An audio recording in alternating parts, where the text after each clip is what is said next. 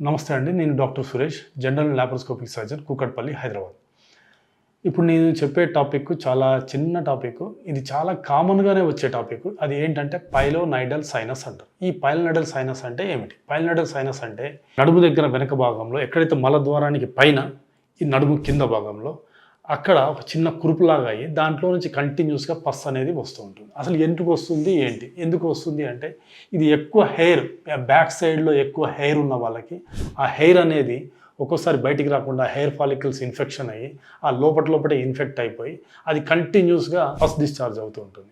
So ఇది ఇలా ఉన్నప్పుడు ఏం చేయాలి అంటే ఒకటి మనం ప్రాపర్ హైజీన్ మెయింటైన్ చేయాలి. హెయిర్ ఉన్నప్పుడు హెయిర్ రిమూవల్ చేసుకోవటము, బ్యాక్ సైడ్ హెయిర్ రిమూవల్ చేసుకోవటం ఇది చాలా ఇంపార్టెంట్. ఇది కంటిన్యూస్‌గా ఇలానే అవుతుంది అంటే దెన్ ఒకసారి డాక్టర్స్‌కి అప్రోచ్ అయితే డాక్టర్ దానికి సలహా ఇస్తారు. ఆ పైలోనైడల్ సైనస్‌ని ఆ వైడ్ లోకల్ ఎక్సిషన్ లేదా లేజర్ పద్ధతి ద్వారా ఎక్కడైతే సైనస్ ఉందో ట్రాక్ట్‌ని మొత్తం లేజర్ తోటి కాల్ చేయడం. సో ఇది చిన్న పద్ధతి. దీని గురించి ఎక్కువ సఫర్ కావాల్సిన అవసరం లేదు. డాక్టర్స్ కన్సల్ట్ అవ్వండి.